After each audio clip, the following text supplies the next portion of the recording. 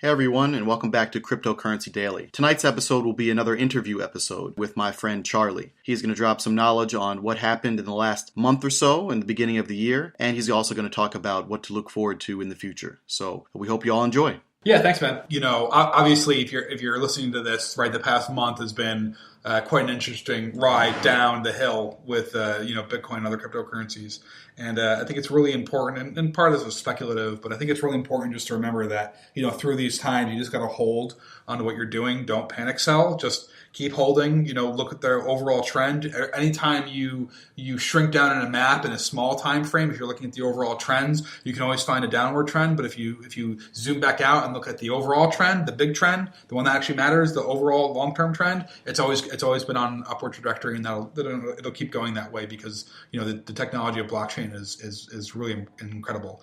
So just keep in mind that no matter what you're going through, it sucks to watch your money disappear theoretically, right? But just keep on holding, and it'll be back. I think one of the things that was really interesting for me in terms of why the market's been so down is, and again, I mentioned before that this is speculative, but there's been an overabundance of negative attention in the media talking about crypto's going to crash, Bitcoin's going to crash.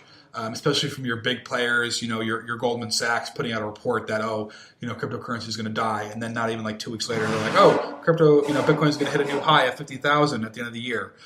So it's really important to remember that most people that are buying cryptocurrency, probably the majority of people that are getting into it, especially in the past few months, are people that are buying based on media attention. And so you had a lot of people that probably bought in November and December, and then all of a sudden, the market starts to dip a little bit. Those people start to panic sell.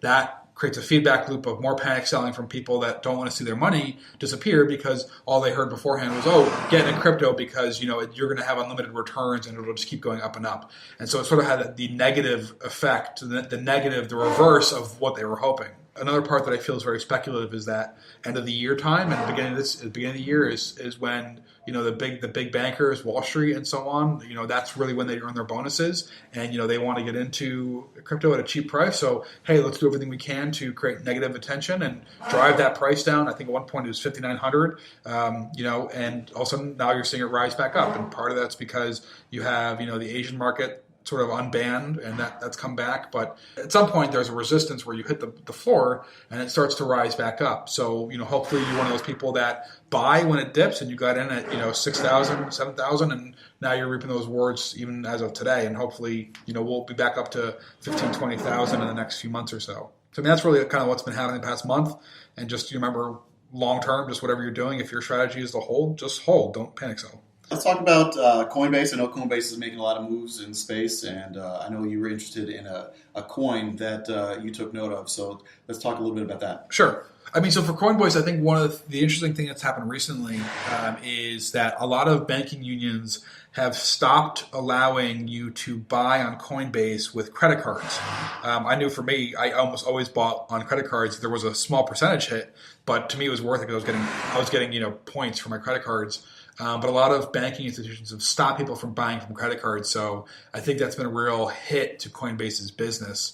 One of the things that I think they've done really cool, and they just released that in the past day or two, is they're teaming with, I believe it's Shopify, to allow sort of an e-commerce button that's very similar to the pay with PayPal buttons that you see everywhere, where they're going to allow people to pay with Litecoin via their Coinbase accounts.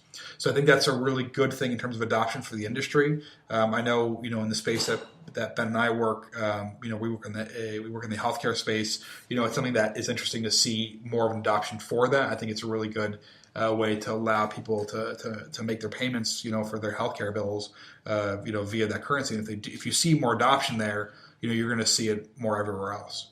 In terms of the coin, I think you mentioned one of the coins that I got into in terms of an ICO coin, and typically I don't do ICOs, but this one was of particular interest, was Ignite, IGNITE, and it's a ratings-based platform to allow for validated ratings. And for me, it's just a really interesting concept. I feel like there's so many coins out there, and there's so many ICOs, and a lot of times you can read their white paper and you just know right from the get-go that they're really just a steaming pile of shit, right? There was one that you showed me today, Bitcoin second generation, that, holy crap, does that look like shit. Like the white paper, I could have written that. Monkey could have written that. It's just bland. But, Ignite is something that I think is interesting. It's a different take on it. on the idea of basically crowdsourced ratings, and it's almost like similar to utilizing a Rotten Tomatoes or an IMDb or other release. What's the one I'm looking for? Is Rotten Tomatoes the movie one that's like the aggregated score? Exactly.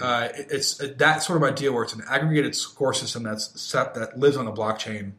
And that's what Ignite is, and it's a cool concept, and I think that it's validated because you can only validate scores if you've done it before. So all of a sudden it creates a positive feedback loop of it's not just people trying to attack something, that they actually are a validated thing. So. Absolutely. No, that's really interesting. I know we did a cast on some other coins that had the same type of functionality as they were doing a consensus model for ratings and things of that nature. So it's something that's become a little bit kind of popular in this blockchain space. So if you guys want to find out a little bit more about Ignite Ratings, you can go to their Twitter page at Ignite Ratings or find them online at igniteratings.com.